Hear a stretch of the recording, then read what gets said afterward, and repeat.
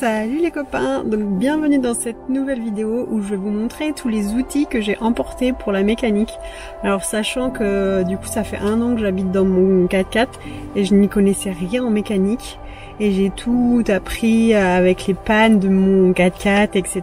Et j'ai emmené l'essentiel des outils pour me débrouiller pour les petites pannes toute seule. Alors on va d'abord commencer par l'essentiel des outils, cette petite mallette qui m'est indispensable pour faire mes petites révisions et régler quelques pannes que j'ai sur mon 4x4. Allez, c'est parti. Bienvenue sur ma chaîne, je me présente, je m'appelle Camille, je voyage avec ce joli Land Rover Defender qui s'appelle Denver. Depuis 2020, je parcours le monde seul, d'abord en van, puis maintenant, depuis 1 an, avec mon 4x4 âgé de 20 ans. J'ai tout quitté pour vivre mon rêve, découvrir le monde, pour faire des rencontres et vivre dans la nature hors des sentiers battus. Ce que j'aime, c'est l'aventure, le dépassement de moi-même, la rencontre des autres et des paysages. Grâce à mon 4x4 qui m'emmène partout, sur tous les chemins, sable, l'herbe, le caillou et même la plage. Et voici une nouvelle vidéo pour suivre mes aventures. Alors ça, c'est vraiment mon indispensable. Je l'utilise tout le temps. C'est petit, c'est compact. J'ai racheté des clés de 13 et de clés de 10 parce que des fois les boulons il faut les coincer et après avec l'autre outil je peux les desserrer. Mais des fois il faut avoir 2 outils, donc il y a cette clé là qui est assez pratique aussi, mais des fois elle est trop grosse et elle passe pas. Donc c'est quand même bien d'avoir des clés plates.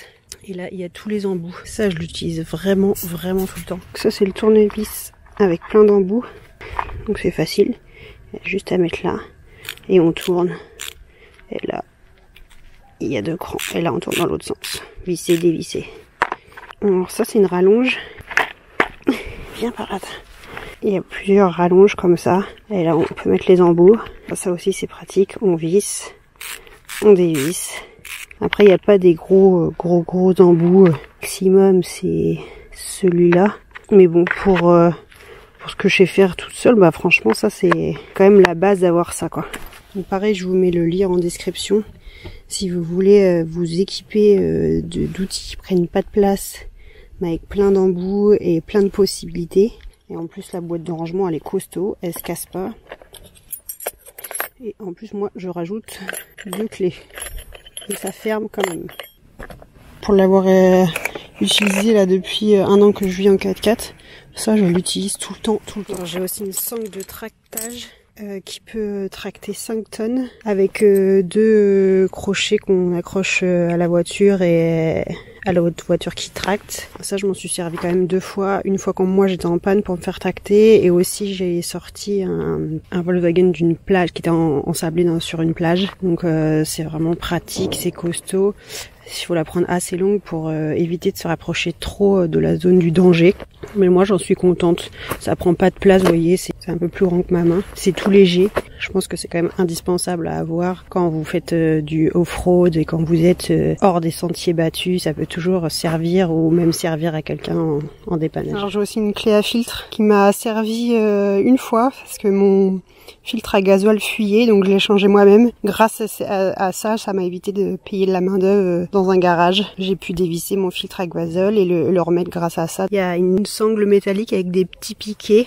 Et là, on visse et on dévisse en fonction du diamètre du filtre. Et après, on peut tourner grâce aux petits piquets là qui sont ici, ça glisse pas sur le filtre. Ça, je m'en suis servi une fois. Donc j'avoue, si je l'avais pas, bah j'aurais dû aller dans un garage pour qu'il me desserre le filtre. Je pense que c'est quand même utile de l'avoir. Donc j'avais pris aussi une scie à bois, mais j'avoue, je m'en suis jamais servi. Mais je me dis que si dans des chemins, il y a des ronces, des gros bouts de bois que je dois dégager pour passer, bah j'ai toujours quelque chose pour couper. Je l'avais acheté, je crois que je l'avais acheté en brocante, mais je m'en suis jamais servi. Bon, elle prend pas de place, donc je l'ai gardé.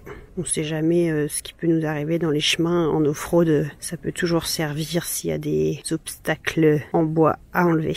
L'outil indispensable pour dévisser ses pneus en cas de crevaison, Toujours important d'avoir les bons outils pour se débrouiller tout seul. Objet indispensable aussi, c'est le fameux cric. Moi, ma capacité, elle est de 5000 kg, donc 5 tonnes. Donc pour moi, c'est bien parce que c'est petit, compact. Et moi, je savais pas comment ça marchait au début. Donc je vous explique. Quand on pompe avec les tuyaux là, il y a ça qui monte. Et aussi, on peut avoir le plus de hauteur avec la vis qui est là. Et donc là, ça soulève 5 tonnes en pompant comme ça. Et après, quand vous voulez le redescendre, il y a une petite vis là. On prend le tube et on tourne la petite vis. Quand c'est tourné, et ben ici, ça descend. Donc après, on referme ici. On revisse pour le ranger bien. Vous voyez, il a déjà bien servi. Il est un petit peu, l'étiquette est un petit peu toute moche. Franchement, c'est costaud. Et c'est fourni avec 3 tubes, mais je sais pas pourquoi j'en retrouve plus que 2. Alors, il y a aussi le fameux WD-40 qui est pour moi très précieux quand on a un truc grippé et tout. J'ai aussi ça là. Un nettoyeur de contact pour l'électricité quand il y a une mauvaise connexion. En fait, ça élimine les dépôts de graisse et de salissure sans résidus. Et c'est non conducteur. Donc en fait, on peut le mettre sur l'électricité, contrairement à ça, qui est conducteur. Et voilà, vous voyez, c'est inflammable et tout, c'est pas terrible. Et il y a aussi celui-là, un lubrifiant, un réducteur de rouille, des grippants. Donc bon, ça c'est un Facom, ça c'est les mêmes utilités. J'en ai en stock pour toujours en avoir.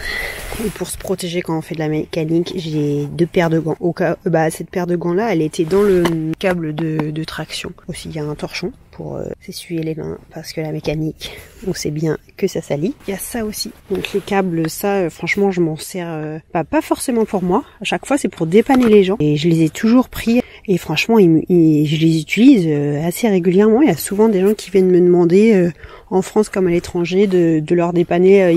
Ils ont laissé faire leur voiture, leur batterie est déchargée. Je recommande quand même d'en avoir une paire avec soi parce que même si vous avez plus de batterie, au moins vous avez déjà le matériel pour vous dépanner. Alors ça c'est le compresseur, et si vous êtes en 4x4, j'avoue que ça c'est vraiment indispensable, en tout cas pour moi ça l'est, quand on va dans les chemins les routes ensablées, donc la plage ou même le désert, il faut dégonfler ses pneus, et après dès qu'on reprend la route, au moins je peux regonfler. En plus c'est bien parce que c'est une prise allume-cigare, donc je peux le brancher sur mon panneau solaire. Là on l'allume, là il y a la lumière qui est ici, donc même de nuit on peut quand même gérer les problèmes de gonflement et dégonflement. Et aussi je m'en sers aussi beaucoup pour ma douche, pour mettre de la pression dans mon tuyau de douche. Je vous mettrai le lien aussi si vous voulez en description. Et elle est pratique parce qu'elle a une petite pochette et elle a des petits embouts aussi avec un fusible. Et on peut gonfler un vélo, etc. Il y a d'autres ustensiles, mais moi je garde toujours cet embout là pour gonfler mes roues. Sur ma douche il y a une valve de voiture, donc en fait c'est toujours cet embout là. Je m'en sers quand même assez souvent. Alors j'ai aussi la fameuse pelle Décathlon qui prend pas de place. Et franchement elle m'a bien été utile quand j'étais dans le désert. Je l'ai utilisée quand je me suis ensablée. Sans pelle j'aurais été dans la merde. Vous voyez, elle se déplie comme ça. Donc il y a plusieurs positions. Une position droite, donc celle-là. Il y a aussi cette position-là. Comme ça, vous pouvez creuser des trous assez profondément. Et la pelle, elle est écrantée de ce côté-là et de ce côté-là. Si un sol est un peu plus dur, ou vous pouvez couper quelques petites branches. Même pour creuser des trous, pour enfouir vos déchets compostables ou même aller aux toilettes. D'avoir une pelle, c'est quand même pratique. Moi, j'avoue que je suis contente de cette pelle. Elle est petite, elle a une pochette résistante. Elle m'a été utile quelquefois, donc pour sortir de quelques situations, une pelle c'est toujours utile. Donc j'ai aussi cette petite boîte que j'utilise comme rangement. Il y a un peu de tout dedans, c'est un peu un fourre-tout. À la base c'était des vis à bois pour mon aménagement, mais maintenant j'ai mis vous voyez, un petit papier à poncer, un petit bout de corde, il y a plein de vis, des crochets, des boulons, il y a même des embouts. C'est moi mon petit fourre-tout. Il y a même ça aussi pour les tringles à rideaux. Il y a vraiment un petit peu de tout. Elle est bien pleine. Et il y a aussi des trucs, ça c'est plutôt des vis de voiture de mon 4x4 que je garde au cas où que j'en perds, de rechange. Et ça, j'ai un autre rangement, les fusibles ici. J'en ai un petit peu de toutes sortes pour pouvoir me dépanner. Des tendeurs, et puis ça c'est toujours des sangles à cliquer. J'ai même une charnière au cas où il y a quelque chose qui se casse dans mon 4x4. Et j'avoue que je manque de rien. Mais il faut aussi parler de la tenue. J'avoue qu'avant, je n'avais pas de cotte. Elle est presque neuve. Big up à ma sœur qui l'a trouvée en brocante à 2 €. Donc je vous conseille de la prendre assez large pour pouvoir mettre vos propres vêtements en dessous s'il fait froid. Et moi, ma cotte, elle est vraiment bien. De nombreuses poches. On peut même accéder à ses poches par ici. Elle est un petit peu sale, hein, parce que bah voilà, je l'ai déjà utilisée. Mais j'avoue que la cotte, c'est vraiment un truc hyper pratique et ça évite de trop te salir quand tu fais de la mécanique. Au moins, c'est un vêtement dédié, tu niques pas plein de vêtements, du cambouis, de la rouille, etc. Donc franchement, moi je valide la cotte et c'est vraiment un truc que je conseille à tout le monde d'avoir si vous vous déplacez en véhicule et que vous devez faire de la mécanique. Alors aussi mes indispensables, c'est 2 plaques de désensablage, donc ça c'est vraiment utile pour les 4x4, mais pas que, parce que quand on s'embourbe, quand on est ensablé, bah franchement c'est hyper pratique pour reprendre de la vitesse et de l'adhérence sur la route. Donc moi je les ai mis comme ça là derrière, fixés pour que ce soit assez facile d'accès, et en plus il n'y a pas de prise au vent, ça me fait un petit cache en plus quand il y a de la pluie. Je m'en suis servi une fois quand j'ai sauvé des Allemands sur la plage, et aussi quand je me suis ensablée dans le désert. Franchement sans ça je m'en serais jamais sortie. Donc je vous mets le lien de la vidéo si vous voulez voir, vous l'avez pas vu, je vous la mets en haut ici. Les plaques de désensablage, ça prend un peu de place, mais quand on veut faire du off-road, franchement c'est quand même indispensable. Je vous mets le lien en commentaire si vous voulez en acheter. Les miennes, vous voyez, ils sont déjà un peu usés, mais franchement je les ai utilisés que 2 fois, donc c'est quand même costaud, ça résiste bien, même ça peut rester dehors aux intempéries, au gel et tout ça. J'ai une sacoche rouge où je range un petit peu tout mon bazar. Alors, à l'intérieur, il y a des embouts pour faire des trous. Je m'en suis encore jamais servi, mais ça ne devrait tarder. Une pince multiprise, toujours utile. Scie à métaux. Ah, mais ça, c'est indispensable. Elle est petite, elle est pratique. Un multimètre pour voir s'il y a des pannes de courant, voir s'il y a toujours du courant dans mes réseaux, tout ça. Donc ça, c'est aussi compact. J'essaie toujours de prendre des petits outils. Il y a un cutter.